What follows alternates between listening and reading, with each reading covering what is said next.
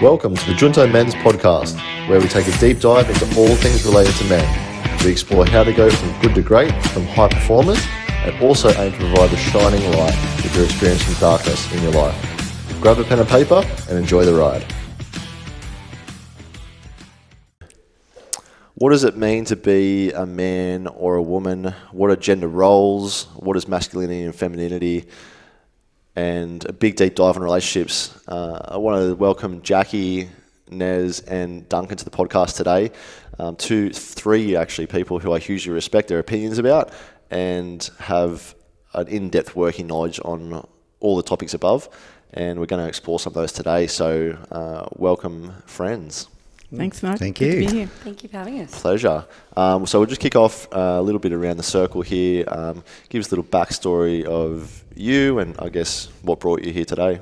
Yep, thanks, Jackie. So I'm a mum with 4 kids, 5 grandkids, 2 failed marriages, and a wonderful dad. And really love particularly understanding why it is that men are struggling so much in society at the moment. I work in a really high-powered job, have a lot of females in my teams, and just finding that the men in my teams are really struggling to understand how to be a good dad, how to just be a normal bloke, what does it mean to be a man in society today. And because I've invested so much time in my kids, particularly all of my kids, but understanding my boys and understanding my grandsons, and also having an interest in research. So my research topic is, it's actually antisocial behaviour of women in the workplace. That's what I research. I'd just like to share some of the things that I've seen and to give men hope that there is, something super positive about being male and how valuable they are in society, and just like to contribute to that. Awesome. Thanks, Jackie. I'm Nerida Bint and I'm the owner of La Somme. We have 2 women's only gyms, one in Newcastle, one in Maitland. And recently, I've also been retraining as a relationship therapist. So I went through my own breakup 2 years ago, around the same time as COVID first hit and everything went into lockdown. It all happened in the same month. So I think now that I look back on it, that was like a divine storm. It was my life completely changing so much in a short space of time. But that was really the catalyst for me trying to do the inner work and understand why these relationships not working for me, trying to understand myself better, trying to understand men better. And it was, I'm similar to you, Jackie. I've spent the last 8 years really trying to create a safe place for women to feel empowered, like they belong, to develop their, confidence and their strength, their inner strength, And it's funny, now I look back on reflection, every Christmas party, any social event where they were able to bring their partners, I would just hear this constant, men saying, I wish there was something like this for men, So when I went through this, breakup with my ex, I could see, he was really struggling and so was I. And ever since then, I really love what you do, Michael, and I think we all need a place to belong. And I think there's such a different dynamic to when women are together and when men are together, and it's just a deeper, safer space. And I'm a big believer in community and in surrounding yourself with, all different ages, professions, likes, dislikes, the more diversity, the better. So, happy to be here today and hope I offer some valuable input. It was gold already. And I love how Nerida calls me Michael. I know, it's so weird, isn't it? Michael. Well, I'm Duncan. Came from into my 3rd marriage. I remember saying at my daughter's wedding that I'm either really shit at this or I've learned a few things or 2 along the way, and with some advice and that. I guess being a grandparent as well, being able to see the generational side of things. Fortuitous that I actually had my grandfather around and my dad, so I've seen the generational side of things. I've also seen the generational trauma that gets passed down. I've probably haven't done the blokey bloke tour of an upbringing, but would have loved to have. At times I felt that was missing, But then I guess, for myself is actually owning my own shit, being able to have tough discussions with myself. And I don't mean me, myself and Irene, you know. But, you know, getting to understand who I am in this world. What does it mean to be a bloke? What does masculinity look like? You know, is it all about, you know, the bigger chest wins sort of thing? Or is there more to life than that? And then what sits beyond masculinity and femininity in an individual? But we're not allowed to go too deep at this point in time, so I'll pull back a little bit.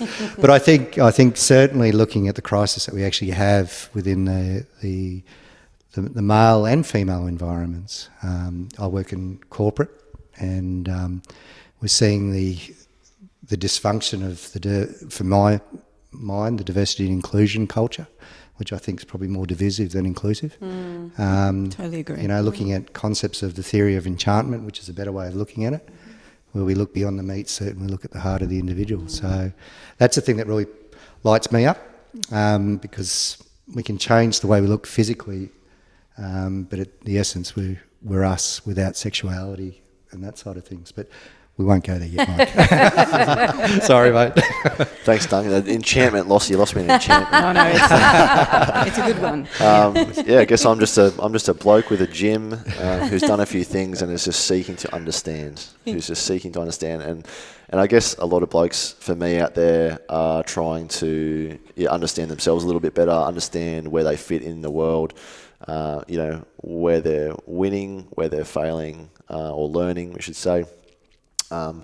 So yeah, I'm really interested to, I guess, understand what you all sort of feel around masculinity and femininity, and for context, I shared a post a couple of years ago around essentially a woman wrote a post around being an alpha female and how that might not be a desirable trait for seeking relationships and male partners. Obviously, with Nez being a relationship therapist, and both Dunk and Jackie having a couple of lessons learnt through their lives and researching all this stuff as well, I'm really interested to dig into their perspectives on that. Particularly, I think, because my perception of Nez and Jackie would, like, for me, they present to the world as somewhat alpha women, because they're sort of quite strong and in their beliefs, and they sort of have a direction, and they're not afraid to have an opinion and show themselves and be authentic. And for me, there's nothing wrong with necessarily like being an alpha female in that respect, but it's sort of like how you step into your power and what your power is, which I think sort of defines, how that might be. What's the word? Agreeable or acceptable or attractive. Attractive is the word I was looking for. Really, why is that? That's a very difficult word. No, it's yeah. Yeah, why that might be or might not be attractive. Yeah. So and for me, you both really sort of step into your masculine at times and step into your feminine at times as well. Like Nez has said to Jackie before, like the abusive text message that Nez sent me a few months ago about being a man was I really, really love that. So What did I send you? it was something about stepping up and being a man. Sorry. No, it's fine. It's I must have fine. been having a bad day that day. So anyone can jump in at any point in time, but really want to sort of explore this. I guess what some men perceive as the rise of the alpha female, and what that actually means in the world, and what that means for, I guess, men, and what that means for relationships. So I come at this from an evolutionary perspective. I think it's really important for people to understand our sort of intrinsic human nature, because you can't adjust what you don't know, and you can't adjust what you don't own. And I'm a weightlifter, right? So I'm sitting here in my weightlifting shoes. I'm all sweaty.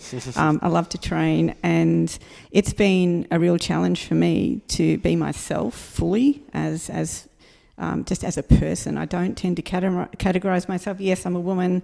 Yes, I'm female. But I think we're focusing a lot too much on categories these days and placing people into boxes. I think I was very fortunate to have 3 brothers and a very strong father.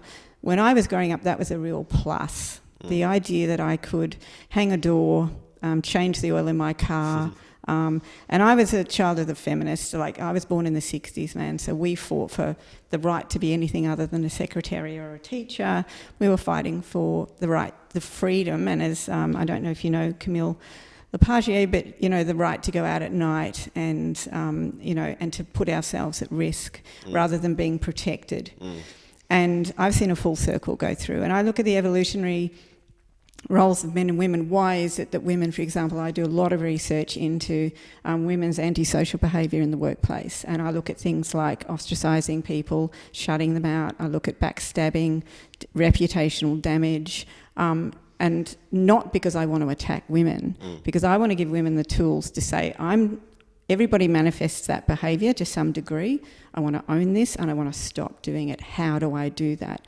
Why do I dress the way that I do in the workplace? To be totally self-aware about that evolutionary side of myself, and I encourage men to do the same thing.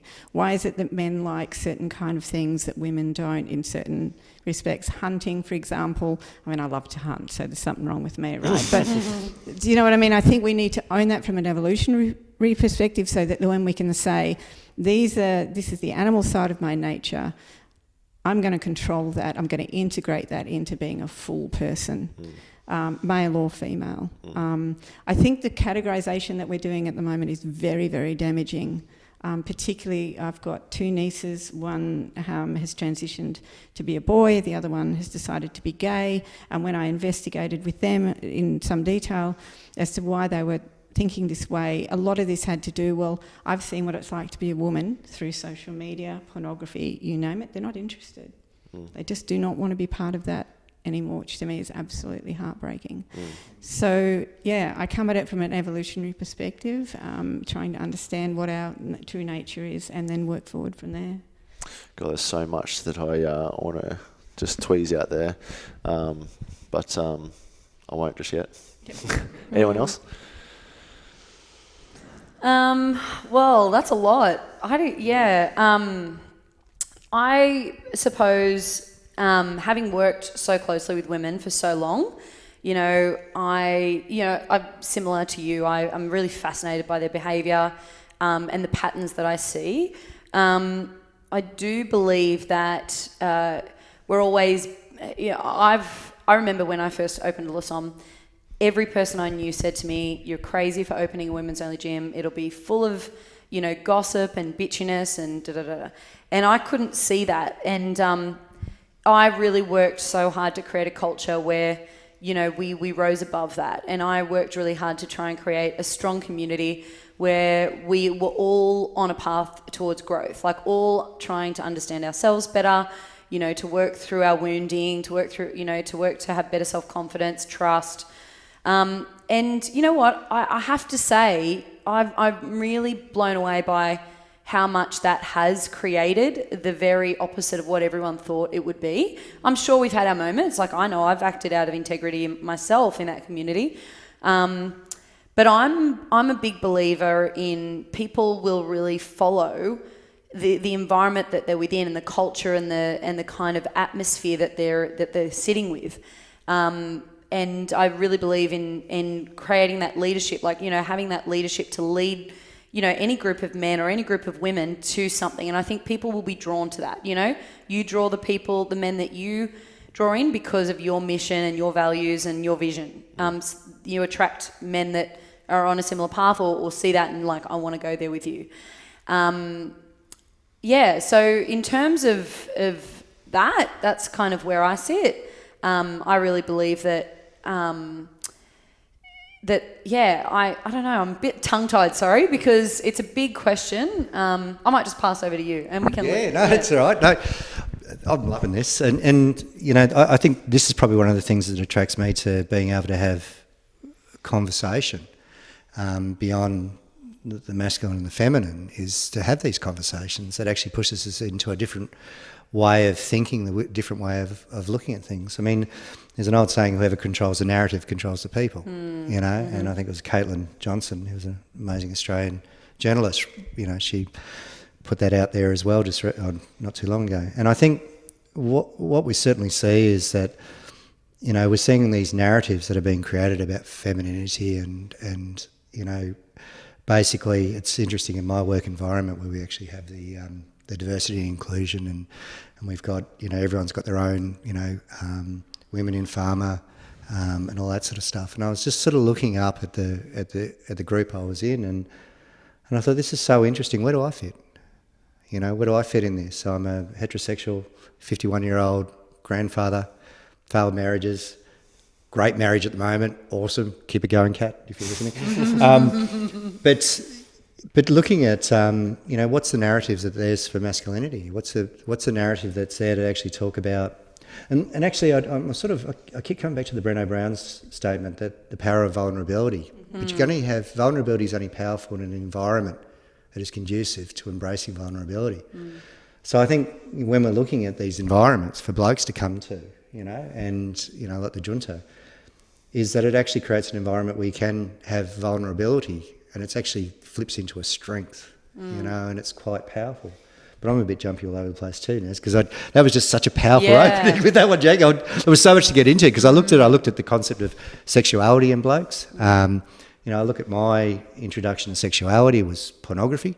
There was no discussions around the table about it. My mum was a midwife, so I probably knew more about the female anatomy from a biological perspective, but didn't understand intimacy, And what's even worse, I didn't understand my own intimacy, So you go through the teenage years of, copious amounts of tissues and all that sort of stuff, but not really stepping into understanding what sexuality is about. How do you actually have a relationship with somebody? Yeah. And how do you actually...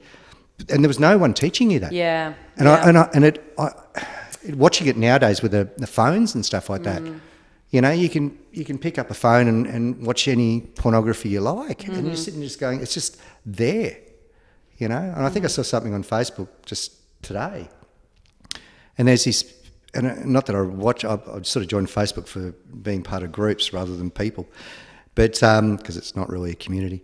But anyway, what I looked at with it was that I actually saw there's this kid sitting there, and this guy was falling asleep, and he's watching a movie that was just quite X-rated on a screen on a plane, and this kid's 6 years old, just going just staring at this thing, and you're just going, my gosh. And girls nowadays, the whole idea of what femininity is to be as skimpy as possible and literally naked. Yeah, literally naked, and not that I'm a prude or anything like that. No, it's not about that. It's nothing about that. Yeah. And it's really interesting when you talk about, that's such a good point, Duncan, because I think pornography plays such a damaging role for both sexes. This is not just about boys. It's distorting what the nature of sexuality is. It's distorting. Intimacy doesn't actually exist. You're having these virtual, they're not even intimate relationships, these people, but they're real people on the other side of that screen. Oh, of course. Yeah. And I'm with you in terms of, I don't know whether your grandmother or your grandmother was the same, but there was a certain set of relationships with rules around dress and dress code, and rules around class. So if you look at Chanel, there were all of the rules of show the top but not the bottom, show the bottom but not the top. There were all of these rules around attraction, and everybody understood that there was a game that was being played here, but there were set social rules that kept everybody in track. And then there was shame. Now, shame was something that was used as a measure to say, I've gone too far.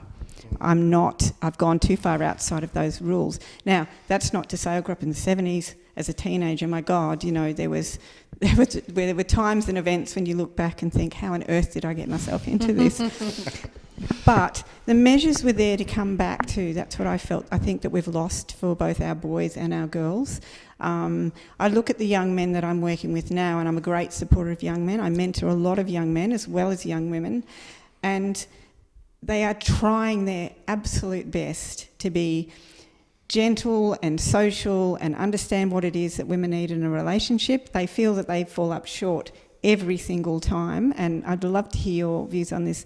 That's just about relationships and the expectations that we have now in relationships, and why is it that it's supposed to be a man and a woman, one couple fulfilling each other's needs, which is just impossible. We know that. And I know that women are totally confused about what to expect in a relationship now and don't understand that, no, you don't need a single person to fulfil all of those needs. And if you look throughout history, there's been multiple ways that society has dealt with infidelity and the need for people to move on after relationships have grown or grown separately. And we just don't seem to have the sophistication in our society anymore to deal with that. Can I just jump onto that? Just come back to the guilt and shame, which I think is interesting, is that I had a really good... try to remember the lady who actually mentioned it. And guilt is I made a mistake, shame is I am a mistake. And that's a really interesting thing, you know, so to try and... I just thought that's quite an important distinction when you actually look at it, because... You know, a lot of people are running from the shame shit show, you know, and you try and actually formulate an identity within that shame shit show. It's very hard to actually do. But anyway, sorry, Nancy. Yeah, well, it's interesting. I look at all of this. It really, what it comes down to, I believe, is number one, a bit of a breakdown in the family unit, and a little bit of a, you know, all of this is taking us away from from ourselves. So really, no one ever can fully meet your needs. But what's happening is people are so far from themselves that they're like, we're being distracted. We're avoiding that deep inner work, that shame work. But really, any of us, like when we're meeting our own needs and then we're, you know, in a secure place with ourselves, we can then, you know, look to have that partner where we're on that journey of life with, and then we get our needs met from multiple, like, you know, other friendships, male and female, our children, our friends, but the most important thing is, you know, that understanding and seeking to constantly, you know, go within. And I think the biggest thing I see is we're being pulled from that more and more, you know, social media, you know, like the internet, you know, all these narratives, you know, all this fear and this judgment and just this weird culture that we're in right now, where when we've never been more polarized ever. You know, you look at anything. I go on social media, like a couple of years ago, it was all food, and then it went into all selfies, and now it's just all politics. It's so interesting, and I really believe personally that the more we can come back to our tribal kind of nature, the way we can connect back, like I heard a saying once, reject modernity. And I actually am really like, you know, I want to give up my iPhone.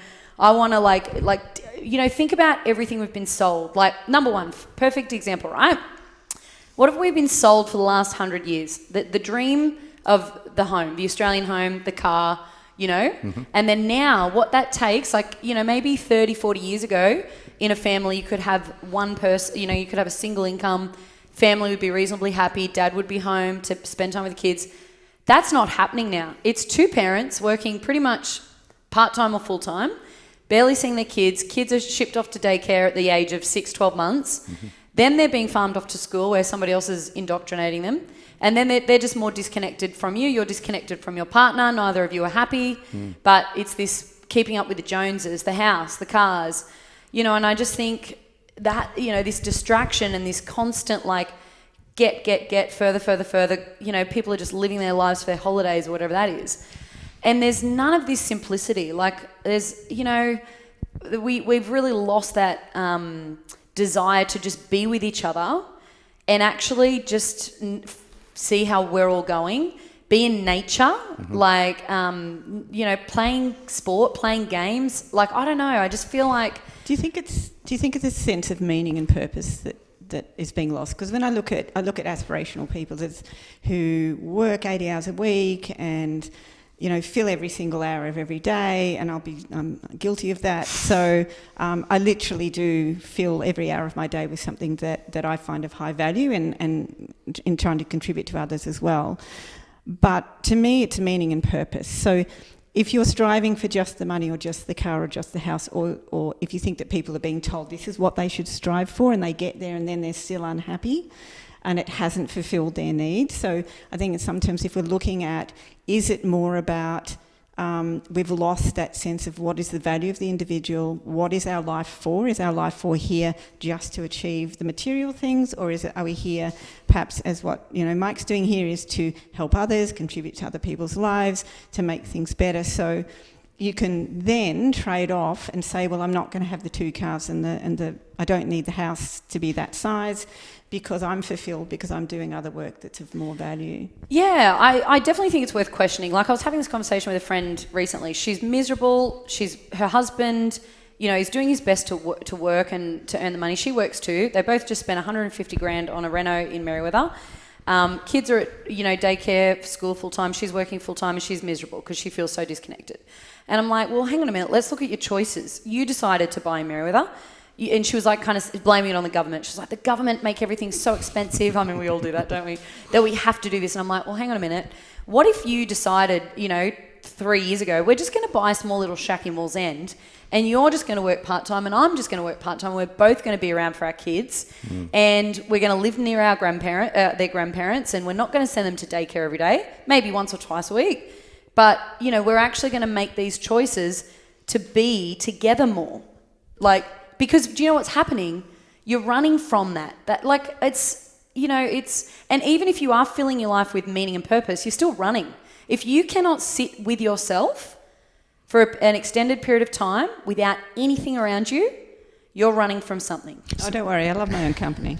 Yeah. But you see this is so interesting because, us just talking about this, we can just see the distractions that pull us away from being able to sit with ourselves. You come back to the concept you were saying, Nez, with needs. Can anyone actually define what their needs are? Yeah. Do you have the space to do it? I mean, you look at it, Matthias Desmond talked about mass formation. Yeah. And what had actually gone on. We've just gone through this the last couple of years. We're going back through it now with the war. And the 3 things was purpose, basal anxiety and connection. And we look at those side of things. And to be able to actually sit and hold that space. I mean, this is why meditation became so popular. And that's why you see a lot of high execs, really jumping into meditation. Or the new thing that's coming out is all the plant medicine journeys as well, is to be able to eject yourself from life, to be able to create perspective. Because everything is designed to pull our attention out.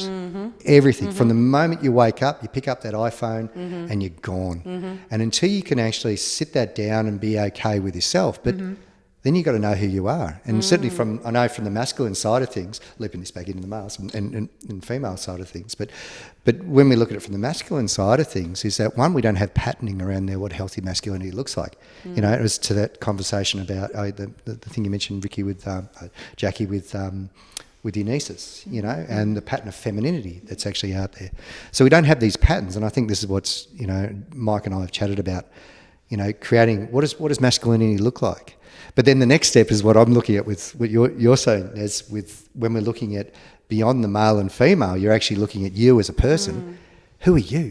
What are your needs? Can you actually define what those needs are? Most people can't.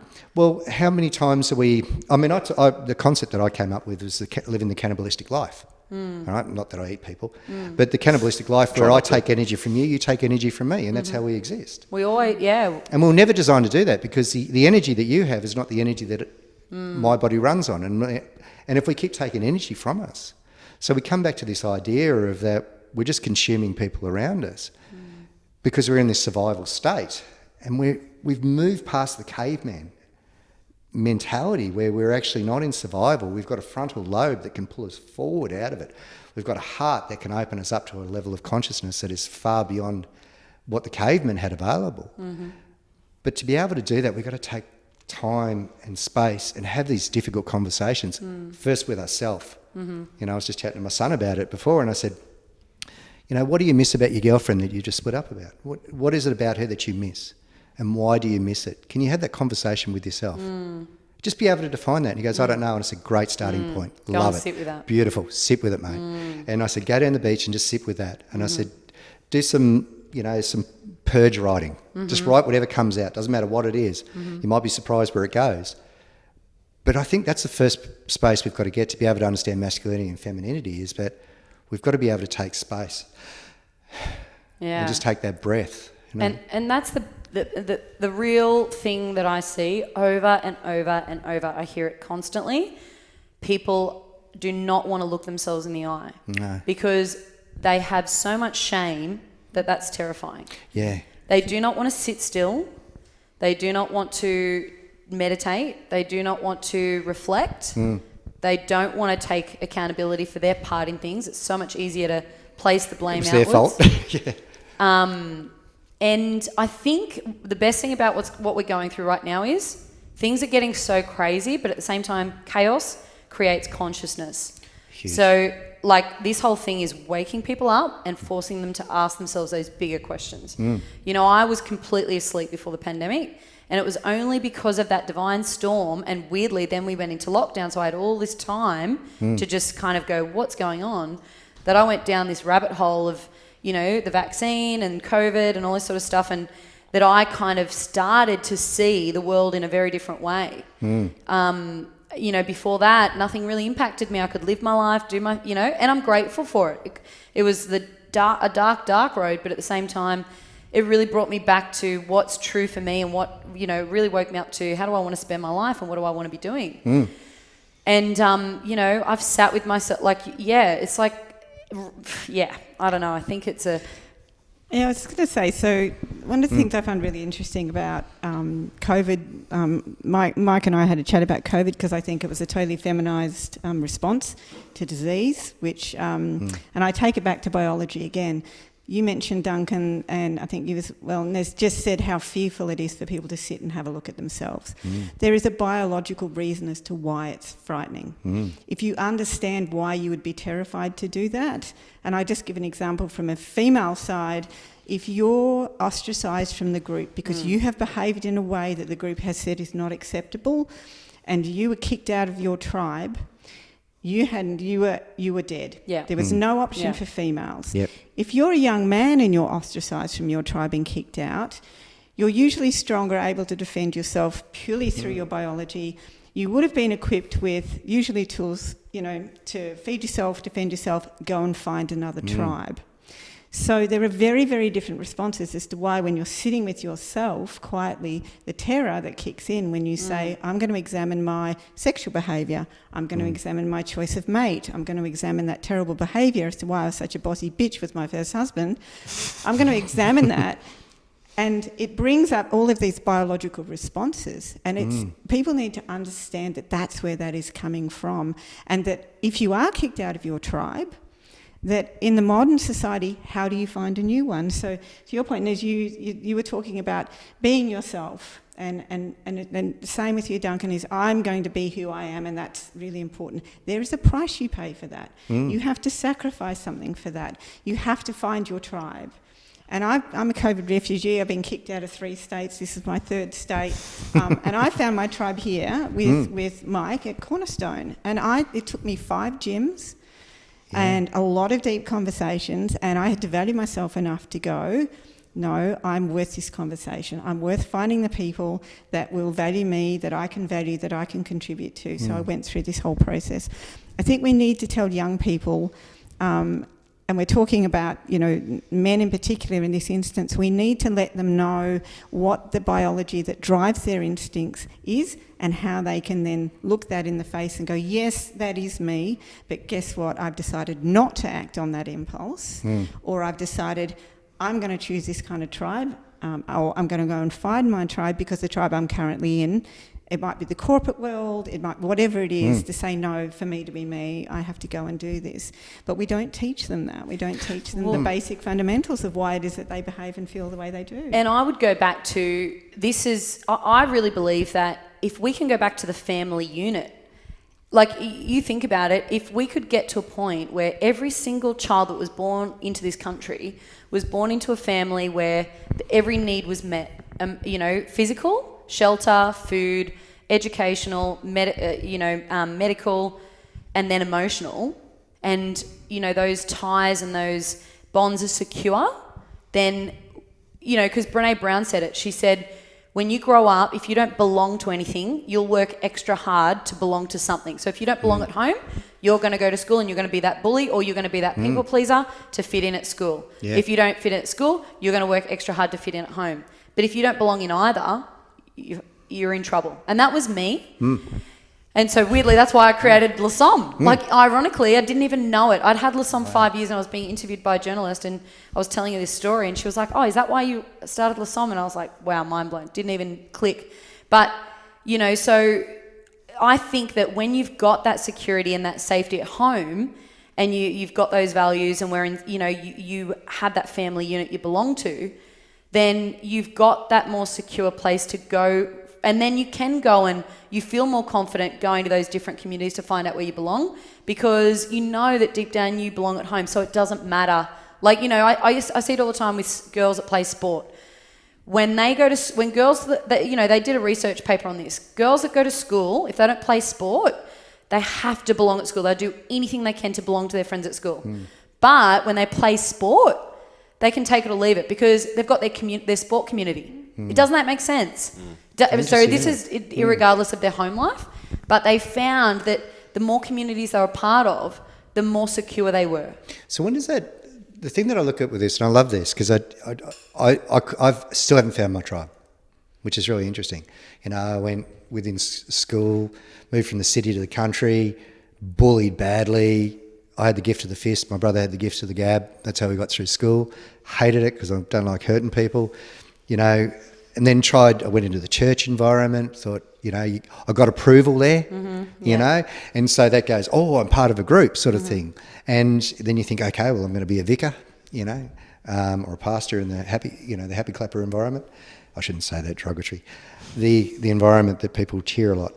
But then tried to look at all the different groups that I tried to fit into, and I thought, this is so interesting. As you were talking about tribe, I think this is, when does it become, and I'm just spitballing here, when does the search for a tribe become also another distraction? Yeah, well, I agree. I think that can be also quite toxic, because then what happens, and we've seen this with the pandemic, right? Some gyms, let's just use the gym community, right? Some gyms came out and went, boom, if you're not vaccinated, you can't come here. Some gyms did the opposite. Some didn't say much at all.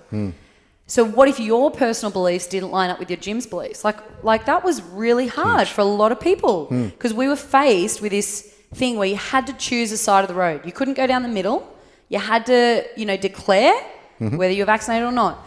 It was this point in time where it was like a huge, it could be a clash. Oh, and look, there's a dark side to tribalism. There's absolutely no doubt about that. My son had a gym, Mike knows.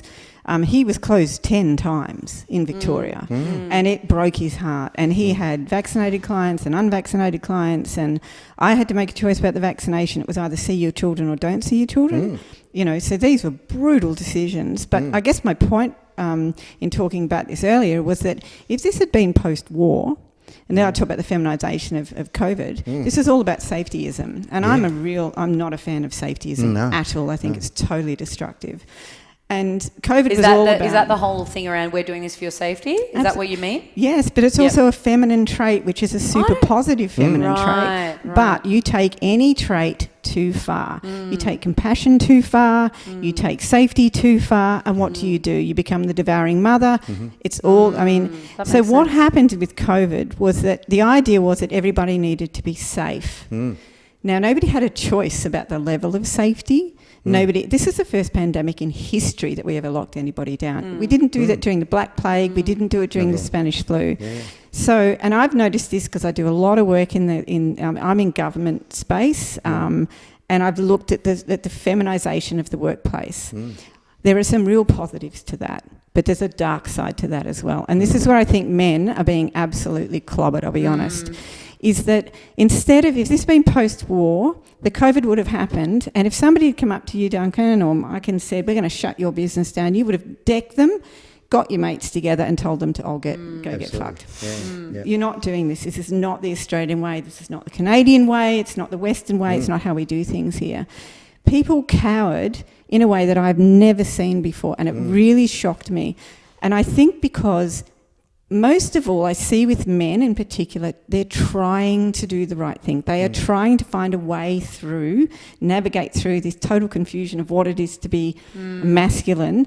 And I've seen the diminished, it happened, I've seen it sort of started with the snags. Do you remember the sensitive new age guys? And my youngest brother, Richard, put his hand up and he wanted to be a snag. He's had chronic fatigue syndrome for 16 years, the poor guy.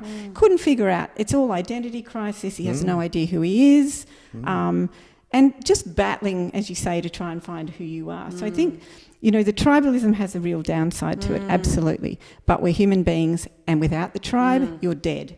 So it's about being in the tribe and making sure the tribe doesn't become tyrannical, because everything leads towards tyranny. Our job is to bring it back the other way. I love that. Yeah, love it.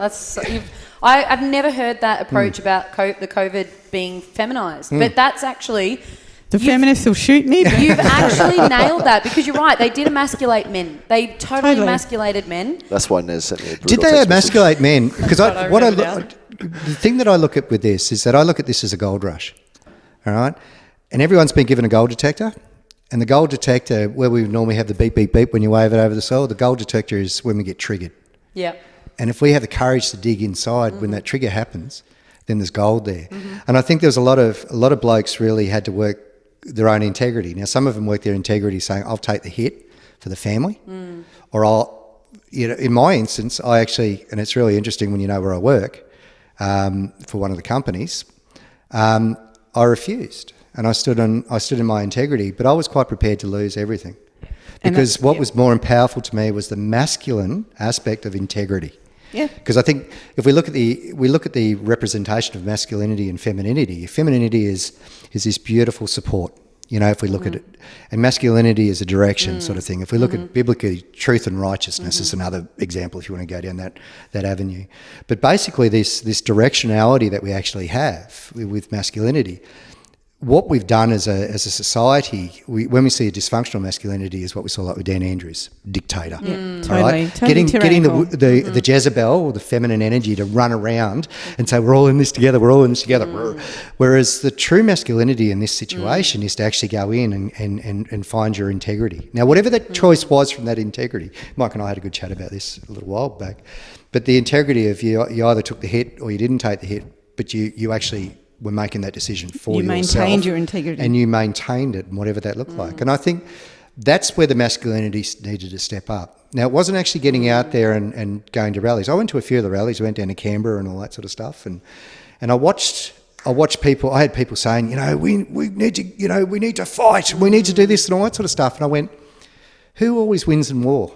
The bigger gun. Yeah. We talked about this morning. That's a dysfunctional masculine, because where we see every single word, anything that's forced, all right, is the shadow of masculinity. So how do we actually have direction? Well, the first direction you've got to have is integrity. And I think it was Richard R. Hawkins said the new definition of success is integrity. Yeah. And I love that. And it's that integrated aggression, but not having to use it. Yeah. Yes. So Yeah. and this is Perfect. what I I find love it. so fascinating. If you want a new representation of masculinity, look at Zelensky in Ukraine. Yep. Why is it that every single company that I would never have imagined would be desperately seeking the new hero? Lululemon have put out a statement to say how fantastic Zelensky is. They were just so woke, it nearly just, I love Lululemon, by the way. But do you know what in terms of their clothing?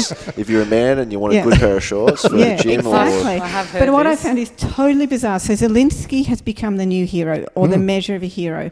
And everybody's looking for an ideal, whether you're male or female. Some of my ideals are male, some of them are female. But we're all looking for that ideal. That's the natural goal-seeking tendency we have. And Zelensky has become, and when you look at him, he's an ex-Axter comedian.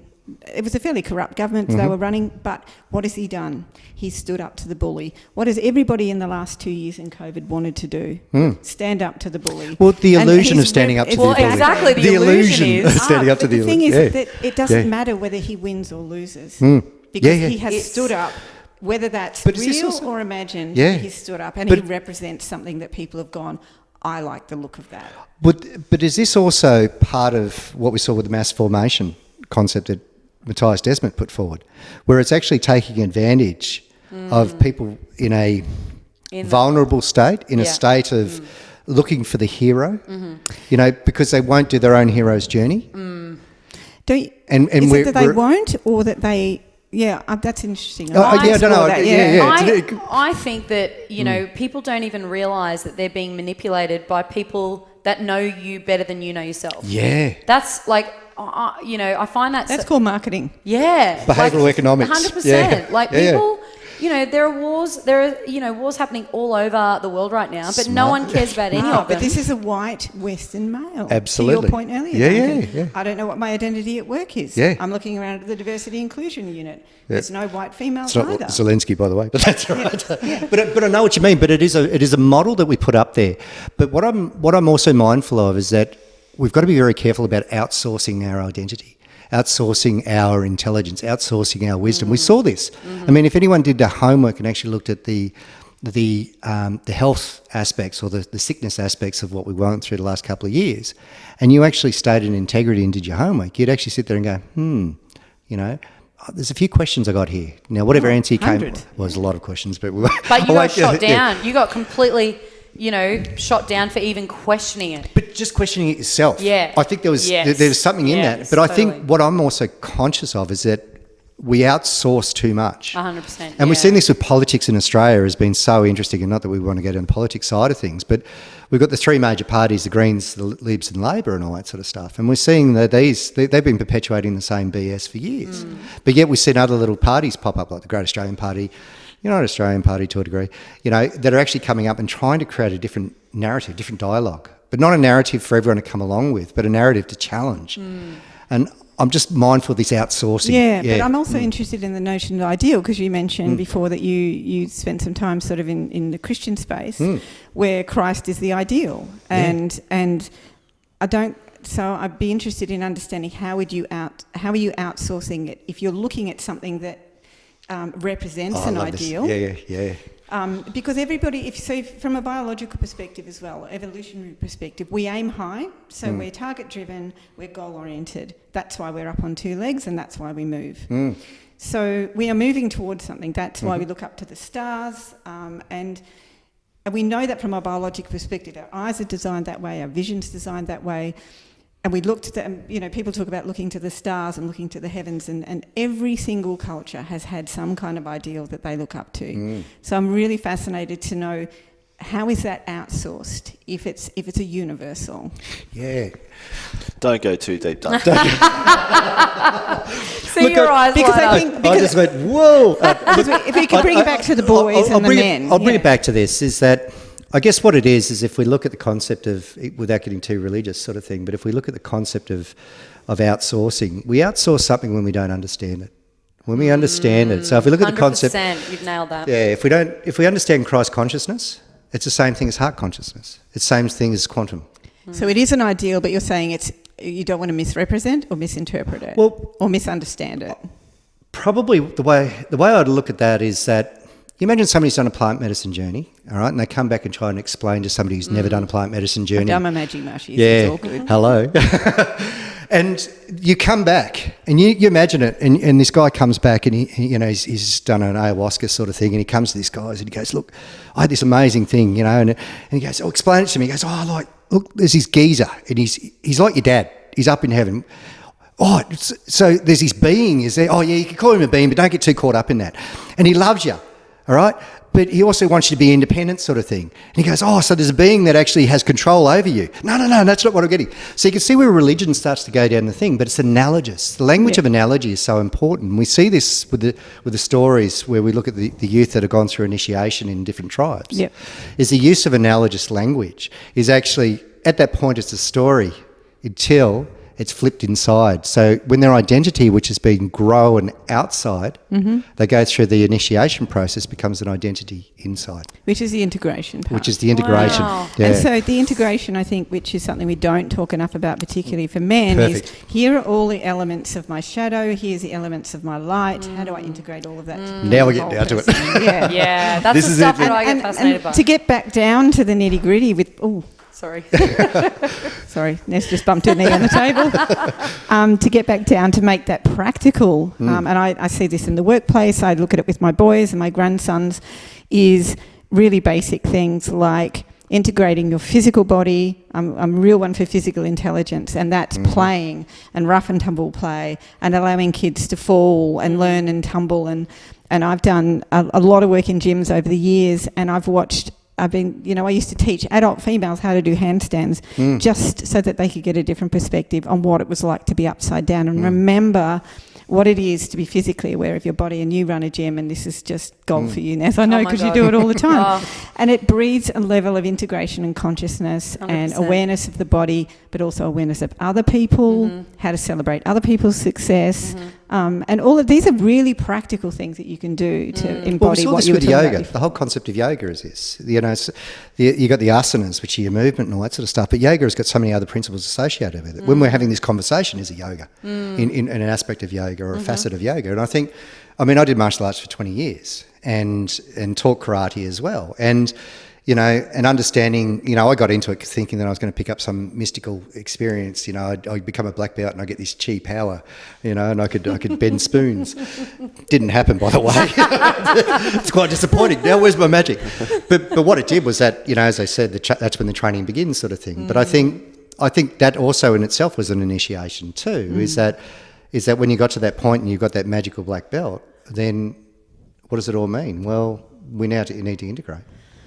It's the hardest part, isn't it? You can learn all of this. Yes. Like that's where I'm probably just on that journey the last 6 months. You know, I used to hear the word integrate and I'd be like, what the hell does that even mean? I'm only just, you know, kind of scratching the surface of that. But because for so long it's the awareness, like I was kind of learning the material and I was understanding the concepts, but I could not integrate. And actually, I'm going to read this to you. Dan Siegel, have you heard of him? Yeah, he's incredible. So I was just listening to one of his podcasts this morning and, oh my gosh, I'm not going to be able to find it, but... So just where you're looking for that. Yeah. And I was just, because the embodied experience is something else. And Mike, you were talking earlier, you know, what is Junto about? What is the purpose? And to me, when you first told me about the club, I'm like, yes, this is just so invaluable. And it's about how do people integrate. It's about how do they live an embodied experience, because with the virtual world that you've all been talking about, you take yourself out of your body, whereas what you actually need is to be back in and you body. Cannot integrate, and they know this through artificial intelligence. Now they've tried to build robots, they cannot build them unless they have a physical body, because we now understand from neuroscience that you cannot have it separate from us as physical beings and from our experience in the environment and everything else. Yeah. You're all so wise. Oh my God, I'm mind blown by this. I can see this conversation getting unpacked massively down the track. I know. So many Where tangents. can we go? He said, the minute that you see chaos and rigidity, understand there's a blockage to integration. Differentiation and linking are key. Yeah. And when he talks through that concept, it makes so much sense to me. But it's yeah. Well, it's funny. I've just been listening to Mickey Singer, who's brilliant. He's got the surrender experiment. If you haven't read it, please read it. Somebody, whoever's listening to this, but he's also got it's like an integration of the surrender experiment, which I've been listening to. And exactly what you're saying there is that, and also I'm doing the quantum program with Jace Reynolds up in. He's based on the sunny coast. Brilliant, really, really interesting guy. And one of the principles they look at is that chaos. The world is chaotic. Yeah. It's chaos. But can you be at ease with it? Can you just accept that it is chaos right here, right now? And if you can, there's movement to breathe. Well, chaos is creation. Absolutely. And this is the thing. And it's also feminine, by the way. So, yeah, it is actually. It is very feminine. So this is where the balance. We get back to this notion of masculine, feminine. There is the yin, the yang. We've got all of these, symbolism throughout, throughout evolution.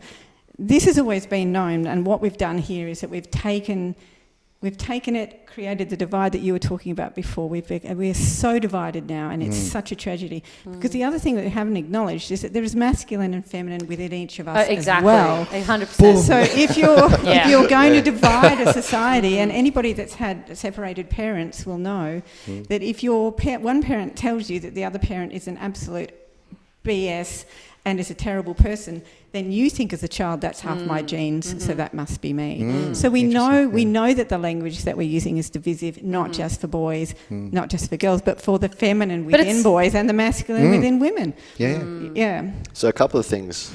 I'll shoot a couple of minutes. I'm going to try and unpack some of this, or simplify it maybe for us lay people. So one of the things that we just talked about was obviously expectations in relationships and in creating a space. And one of the things I love about the father and son program that we run is to get the feedback that from the sons and the fathers was oh wow, it was just really nice because I know I had that 90 minutes every week to go and connect, and it was just and to actually have some facilitation or support around that, and just to have the space to have a conversation, to learn how to have a conversation, like to have 12 and 13-year-old boys come up and they're so much more aware than what I believe we give them credit for them to come up and go, I just want to understand how to have a challenging conversation with my dad. Wow, that's really cool. And so I just think that's incredibly important. Like like you said, the ability to sit with ourselves, like to create that space for those fathers and sons to actually just sit together. And it's like we make them sit face to face, and it's like, tell them something you don't like about them, or tell me something good about them. And it was like, and for me, that's quite a masculine thing, is to actually face that confrontation, right?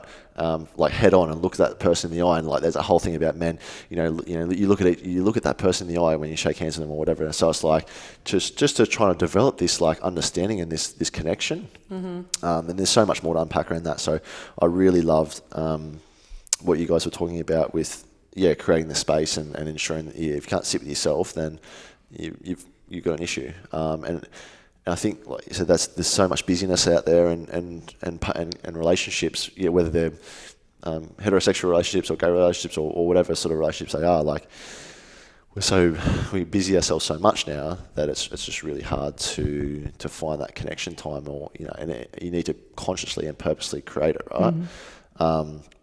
And that sort of goes on to sort of talk for me, like really around the expectations. I think we touched on it really early, but to sit down with your partner, like we all have expectations of other people in our lives, whether we want to admit them or not. And for anyone to come on and say, I don't have any expectations of you, like that was the thing that we spoke with our fathers, was like, I was like, well, what are your expectations of your son? And some of them say, I just want them to do their best. And it's like, bullshit.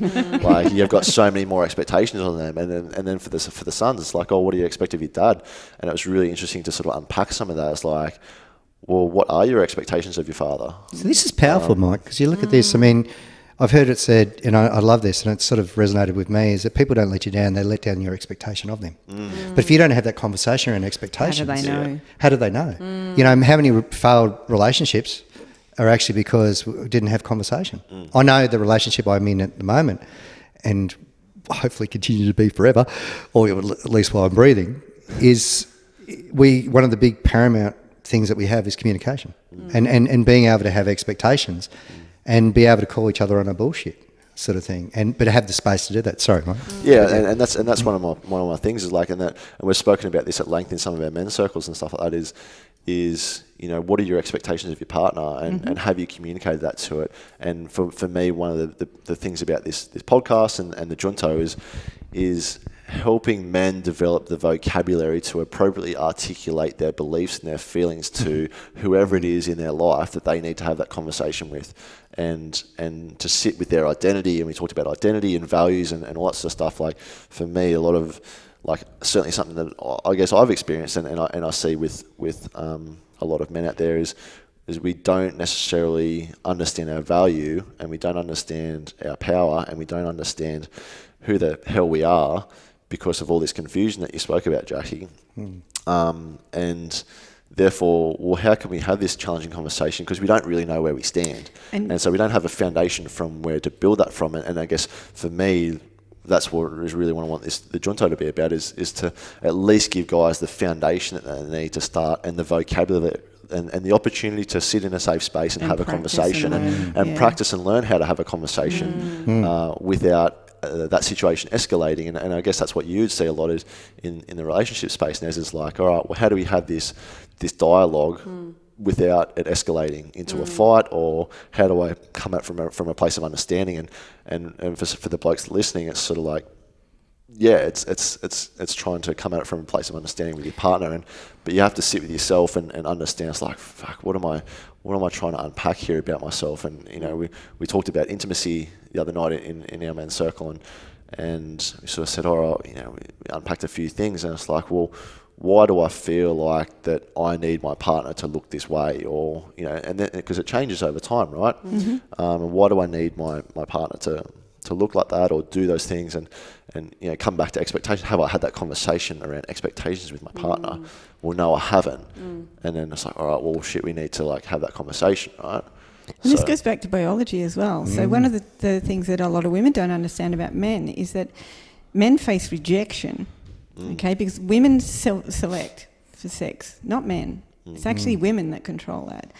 And so men will approach multiple partners fearing rejection before they get accepted. And there's different ways that men deal with We're that. so needy, aren't we? We're such simple beings, Mike. needy, but it's a complex situation. So men are approaching this from a different context for, as I see it, in terms of having those kind of brave conversations. Because they're really intense conversations to have. Because what you're basically saying is, open yourself up to rejection. Again. Now, it depends on your relationship with yourself. As to if somebody rejects you, you can either go, oh my God, well, that person wasn't right. I wasn't right for that person. That doesn't mean I'm not shit. But most people, when they're rejected, think, oh my God, there's something wrong with me. I'm terrible. I've got to go and reinvent myself. And there may be some aspects of that are true. But you need, as you said, you need a safe space to practice that. Because I don't know anybody that could just walk straight up into a brand new relationship and go, well, here it all is on the table. And if I get rejected by you, then I'm all okay. Because we're far more complicated than that. Well, Yeah. I'm interested to ask the question. It's like, and it's something that triggers me with, I guess I've heard a lot of different things, and this is not all women, but when women say women don't need men, or I don't need a man, and we talked about the yin and the yang and the connection, and for me, like I said, the junto is like, it's about the men stepping up into their role, and we're going to sort of probably touch on gender roles in a sec, but stepping up into their role and women stepping into their role and being okay with that. And that being, and we talked about, like, what if we didn't live in Merewether and do the 150,000? It's like, what if we just played our damn role and did it really well, and we had a conversation around our expectations around that, and could we just coexist and have a beautiful life together, rather than trying to play these roles that don't necessarily suit who we are or what we're about, and it's the societal expectation around that. Yeah. Well, I would go as far, like, you talk about that conversation. What's required in that conversation that you have is emotional safety. And in order to have emotional safety, you need to have emotional connection. And in order to have emotional connection with another, you need to be emotionally connected to yourself. Because you cannot ever offer somebody else what you don't offer yourself. You talk about intimacy. You can't truly have intimacy with another person if you're not intimate with yourself. If you're far from yourself, you'll be far from anybody you meet. That whole narrative around women don't need men, or I don't need a man or whatever, I really think just comes from hurt, comes from pain, comes from wounding. Because, and like, we're talking general here. Like, most people, I would assume, feel, happier. Like, we need a tribe, we need our community. We want that family unit. We want that happiness at home. And, I honestly, in the work I see, do you know what I find so interesting? Women want to be able to work, but they don't want to have to, I think. I think when women have to go to work and they are pushed into this masculine role where they're doing, they're the ones that are logistically in charge of the family. Who's being picked up when, who's going here, organising lunches, doing the drop-off, pick-up, but also having to work, keep the house, be the partner, look a certain way. They're exhausted. So I think generally women, want to have the option to go out and work. Like, so there are lots of women that really love their careers and love contributing to society, but I think they want to do it on their terms too.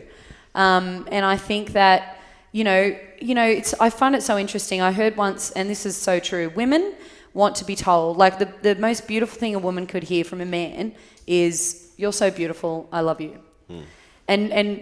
But men are different. Men don't, that doesn't resonate with men so much. What men want to hear is, I trust you and I'll follow you anywhere. Or something along the lines of, I'll trust and respect you. So when it comes to that dynamic and that, having that connection and that communication and being able to live in and cohabitate happily, I do really believe that most women, would feel happiest, doing less, being more, and being led, like having a masculine partner that is, the protector, the provider, the one that's leading, But that won't happen if they don't feel safe to do that. And it won't happen if they're exhausted. And what often happens is wounded feminines step into their masculine, and then what that does is that sends a message to men: I'm not trusted, I'm not respected, and that's when they step into their wounding. So then that's when this complete confusion happens, because men are like, well, I don't know why I feel so off with this woman. What is their role? That's the point, exactly to your point. And to define need, you need to define what need means. So if a man says, women say they don't need me, what do you actually literally mean by that? And I think that point, my eldest daughter would love to stay at home with 3 kids. She can't. She has to go back to work. She hates it. I'm the complete opposite. But then that's just, But you're definitely right. There are a lot of women who are sold an absolute crock out there. And I blame the feminists for this, I really do.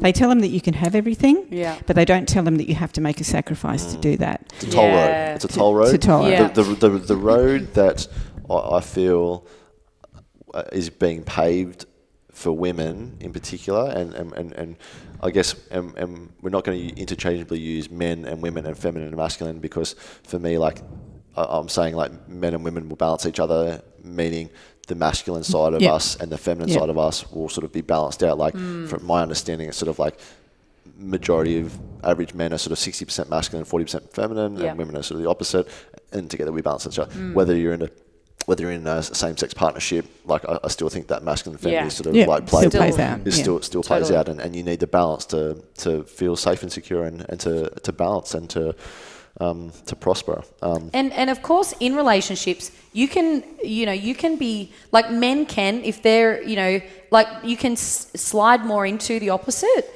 So men totally can go into more of their feminine when they're feeling emotional, chaotic. And then if you're healthy and integrated as a woman, you will then step up into your masculine to take care and to, but that's only if both parts are integrated. And the same for women, they can, like, we've got masculine traits. That's what brought us here. That's what takes us to work. That's what, drives us every day. But also being able to sit and be and feel and allow and receive, like we need to have integrated parts for both. And that's another thing I see. Our wounded relationships that generally come from our wounded, our caretakers and who we have that wounded relationship with, whether it's our father or mother, that gets passed on, and it takes that work and that, kind of coming back to do the reparenting to heal those inner child. I wonder what actually sits on the other side of this. Whether we're dealing with, because if we look at our grandparents sort of thing, they had roles. You were the housekeeper. I mean, the house we've just been renovating, well, actually pulled down and we're going to be building. We put up a 1934 Women's Weekly. I'll have to bring it in next time we catch up, just to have a look at it, and you look at it, and it's very much these roles, but it was also starting to actually challenge some of these things. There was a little bit of sexuality starting to come out, and it was, I thought, this is 1934, for God's sake, Women's Weekly. But what I look at is that maybe this is starting to get exhausted, and there's a Barbara Marx Hubbard, no relation to L. Ron Hubbard and Scientology, but she talked about a new species of humanity, which is Homo amore universalis, and we're evolving to a different sort of level. And I think I love the idea of the biology that we actually have. I think there is a biology there. If you look at the feminine, I mean, I was involved. Both my kids were born at home as a home birth. My mum was a home birth.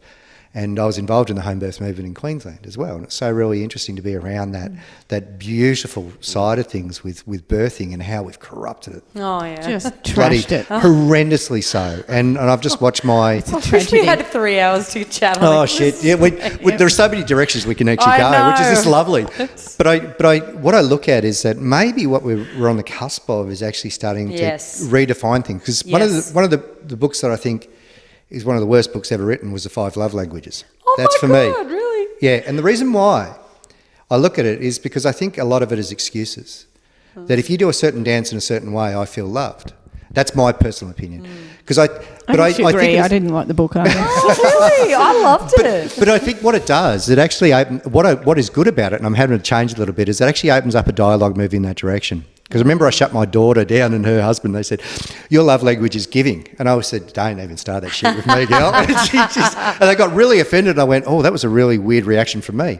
But what I realised was that if you're moving in that direction and you pick that up and you say, this is great, it's obviously feeding a part that you need to look at. Because I think what sits on the other side of that is that where I'm...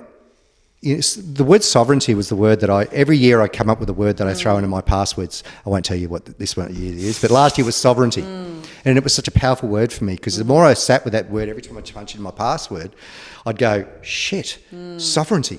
What does sovereignty mean? And I started realising how much I'm handing my power over.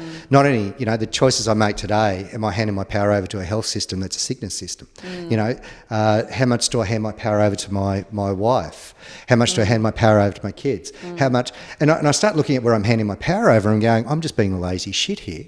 Pull it back. And it's the same thing when we look at the love languages for me, is that I'm expecting somebody to do a certain dance for me to make me feel loved. So I'm handing that power over to somebody else. So what could sit on the other side of that that's more beautiful? And that's the stuff that I sort of really started sinking my teeth into. Don't get me wrong, I think it helps. I think it helps. For me, it really helps start the conversation. Yes, at a very basic level. What is this person presenting that they need from me right now? Yeah. And it, if you give your wife flowers every year and she hates damn flowers, all she wants is a cuddle and some love. Yeah. You're at least moving in the right direction, and you're at least well, it comes down to those teenage boys wanting to. How do I have a conversation? Yeah. So maybe what sits on the other side of that is actually, how do we actually have a really meaty conversation, or at least not even a meaty conversation, a conversation where we can stare each other in the eyes and actually just have this dialogue going back and forth and a flow where I'm not. Watch the Celestine Prophecies. I read the Celestine Prophecies book. It's a really great book, and where you see like a visualization of energy, where my energy's coming over the top of you, and you're retracting away. But that's how a lot of conversations are, rather than a conversation where it's this flow back and forth. Oh, I agree with that. And that goes back to the hero thing, and I think for boys, younger boys in particular, and I always use the analogy of if you're going to the movies, that's why I was so disappointed with the Bond movie. I couldn't believe the last Bond movie. I thought it was just a tragedy. Is that when you're in a cinema with a young boy in particular, and I have my girls who love their heroes as well, but you know the hero is going to win. Right? It doesn't matter what happens during the film, it doesn't matter how many times you watch Superman or Batman, you know that the good guy, even though he's got a slightly dark side, the good guy's going to win out in the end. And this is, right throughout history and through all of our our oral language and our written language, and that goes to the basics. So what we're talking about here with the love languages is just the beginning. It's just the basics. How do I even start this conversation? Where do I even begin for that? So it's a good book from that perspective. Okay. No, but it's really funny. So when I was first married, my mother-in-law, who was this English social climber, actually turned out to be a lovely woman in the end, but she said to me, just teach your husband, that was her son, to, when you're speaking to him, just tell him to nod every 15 seconds. And at least that acknowledges that he's listening. Because if he just sits there like a stum idiot, you won't know whether it's gone in one ear and out the other. So just teach him to say, And the funny thing was, from a basic level, that was just the beginning. That's engagement, isn't it? It's just engagement. Yeah. It's just an embodied experience of understanding, yes. Yep. Are you listening to me? Yes. Yeah, exactly. And why didn't she teach him that when she was parenting? So he was actually... I find that interesting. Why did she just not raise a son that could do that? No, because he was born in the UK, and they sent their children to a private school at the age of 5. Oh, wow. Yeah. And he was an identical twin, and they were both dyslexic, so language was a problem for them. So why she didn't is beyond me. But this is a cultural thing as well. You know, it's really important to understand that a lot of boys, culturally, were separated from their families. You know, so there's a lot of reasons. Definitely. But it was just a really funny example, and I'm thinking, really? That what I say? Okay, I'll give it a try. Yeah. But it didn't work. He still ran off with a 19-year-old, but that's not the point. But you look at it though. You look at the idea of being able to have conversation and all that sort of stuff. And you know, when people, I'm chatting to guys that are in a relationship at the moment where they don't have that communication, what's the worst that could happen? And if you can sit with what the worst that could happen would be and be okay with that, and it might be that we go our separate ways, then so be it. That's courage. To be prepared to let go. You have to be prepared to let go. Yeah. Because, I mean, if you look at the model of power versus force, you see with David A. Hawkins, where the pivot point between forcing your way through life is courage. And courage is not your ability to pick up a rifle and run out there. The courage is the first decision to go inwards, to make that decision to pick it up and go outwards. Yeah. And we saw, there was a guy who was don't know if he was a discredited historian, but he did pose a really interesting concept, Mal Garvin. And he was talking about that the Australian spirit died with the Anzacs. The culture of Australia died with the Anzacs. And I thought, wow, isn't that a really interesting thing to make? Now, whether I agree with it or not, I think it's a very interesting one, because we saw this.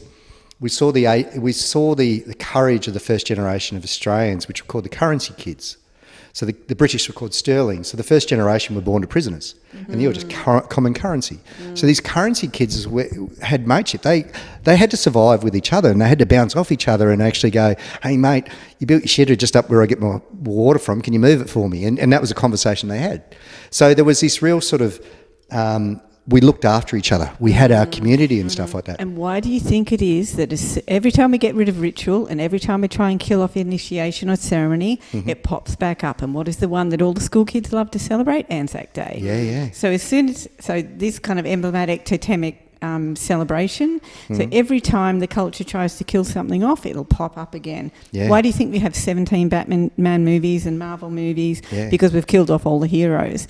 Why has Anzac Day become so celebrated? It wasn't during the 70s and 80s. Most people didn't even think about it. Yeah. All of a sudden, everybody's queuing to go to Gallipoli and to worship the heroes. So I think you're right. I don't think you can suppress that. I think it keeps popping up culturally in lots of different ways. Are you saying it's a weed, Jackie?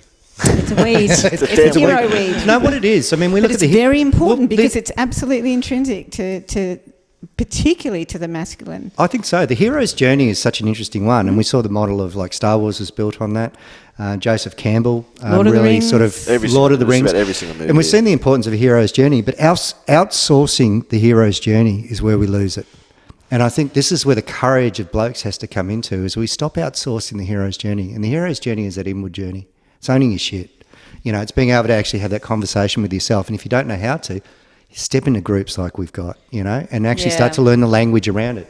Learn the language, but it's also an embodied experience. I don't think we can avoid that. So true, so true. Yeah. So I'm keen to just try and, I guess, wrap up and explore a little bit, like what, we've talked a lot about different things, and I suppose semi-tangibly, what does it mean, not necessarily like what women are looking for, but what does it mean to be a man today? So, you talked about the sensitive new age guys and what are men sort of, what are we going to grab onto which sort of grounds us and gives us that foundation from which we can develop ourselves.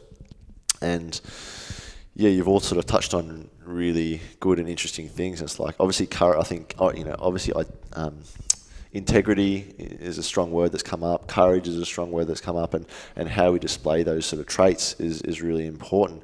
And I think it's really important to acknowledge that it's, particularly in relationships, like a lot of men would prefer, now preferring to, I guess, step more into their feminine traits and look after the kids and be stay-at-home dads, and that's totally fine and that's awesome.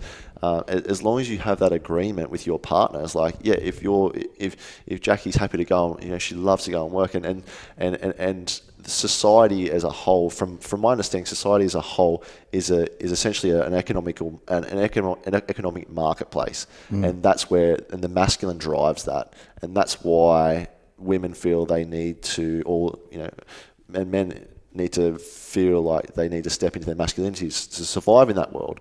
Whereas the feminine traits of love and nurturing and stuff like that really come with that caregiving and being a mum, and for a lot of women, and for some it's not, and they're stepping into those different parts of them, which is totally cool. But like you said before, it comes at a price. Mm-hmm. So if you want to step into your career and be a go-getter and do that sort of thing, well, you potentially need to find a more feminine man, and if you're sort of that sort of woman and you would like to go and do those things, and you feel as though you want a man that's sort of above you, and it's like, well, yeah, you've got a really small pool to work from then. Very small. And Yeah. and Yeah. and a lot of those traits that you potentially possess are not necessarily desirable to some of those men, because they're looking for a partner to balance them out. So for me, it's all about balance, and I guess so. Yeah, when guys are looking for their female partner, or if they're a gay man, or looking for their sort of partner, or whatever it is, I guess what are some of and we'll talk generally about, I guess that 60-40 split of masculinity and femininity. And this is assuming that we're not. Majority of people are going to be in that space. Majority of people are not going to sort of delve into this deep spiritual where femininity and masculinity doesn't necessarily exist, where they just become human and all sort of stuff. And that's a deep rabbit hole that Duncan's would love to go down, but we're not going to let him. But yeah, I guess from all of our understanding and experience, like, what are some of those things that I guess we as men could really grab onto if we are trying to sit with our masculinity a bit more and into our power? I find this a really confusing question for me, because I think I'm too independent. I think that I was the major breadwinner. I spent 4 months of every year overseas. My last marriage, my husband ran his own business, but was the primary carer, the children. And I thought we had an understanding, but for him, I didn't need him. And that was why I was probably, what is the definition of need? And if I was really honest with him, actually, I didn't need him in the sense that I didn't need him to fix this or be that or do any of that. I actually really quite appreciated him for who he was. Yeah. He never believed me. It was really interesting. He never actually believed that I genuinely was very happy with him just as he was. I didn't actually need him to be anything else other than what he was, which I don't think is usual. I know, maybe you're the person to talk to about this. I find being a high-achieving female, we're at a certain income bracket with a certain kind of approach to life, because men biologically will choose partners across and down, whereas women will choose up and across. So for a certain group of women, there aren't that many men who are actually interested. It doesn't meet whatever it is from a biological perspective. Now, that's not to say that there isn't a partner out there. I'm actually super happy by myself at the moment. But that's only for because... any men out there looking for a strong, independent woman. But what I do find really attractive in men is integration. I don't care at what level. I'm not particularly interested in anything other than men who have integrated the dark side of themselves and the less, the positive side of themselves, so that they are really confident with who they are. And aside from that, I really don't care. But is that because you've done that to you? And do you think that's sort of like, my understanding of some of that is sort of like the sort of masculinity seeking sort of down and across, is that masculinity in you sort of seeking that down and across, that if he's just happy with who he is and he's happy, I guess because I don't need a protector provider, because I've already done that for myself. Now, I mean, of course it changes during age. If I had 2 young small children and I couldn't work full time and I had those sort of vulnerabilities, it would be a very, very different equation. So I think it really depends on where you are and how confident. I'm just really grateful as a woman that I've been able to do what I've been able to do, because we fought very hard for the freedoms that we've got.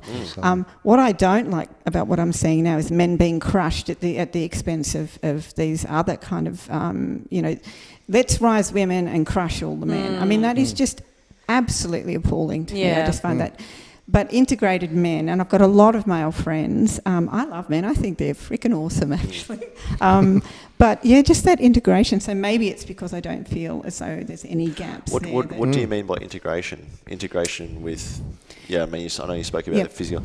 I'm tangibly comfortable in their body, regardless of how they look. Yeah. Honesty in terms of they're not trying to play any particular game. So I am this is who I am. I'm not particularly happy with myself. I'd like to be thinner, stronger, whatever, but just that honesty. Willing to be wrong and willing to learn. This is what I know, and I'm very competent in these areas. I'm totally useless at this, but hey, I'll give it a shot. doesn't worry me if you laugh at me or you think that I'm an idiot or...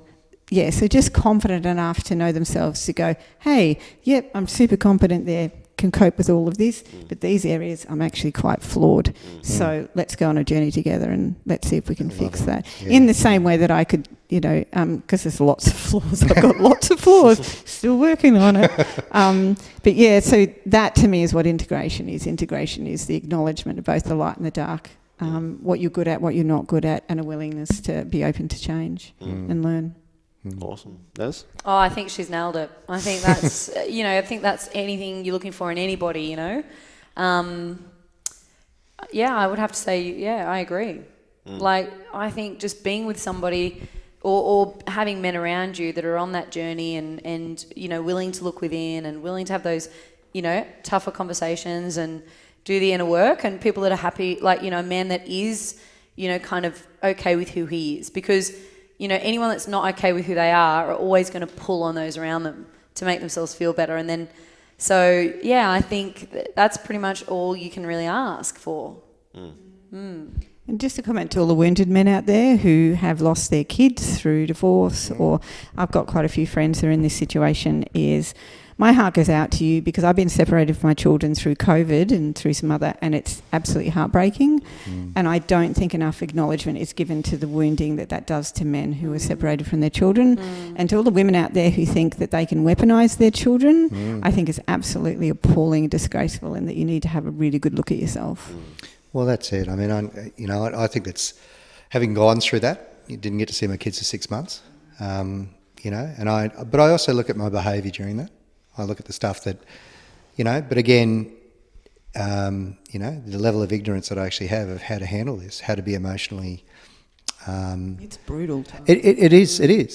And I think, but again, not having anyone around there to be able to actually have these conversations with. I mean, how often do we have, all of us are starting to find a bit more of a tribe of people that we can actually have these meaty conversations with.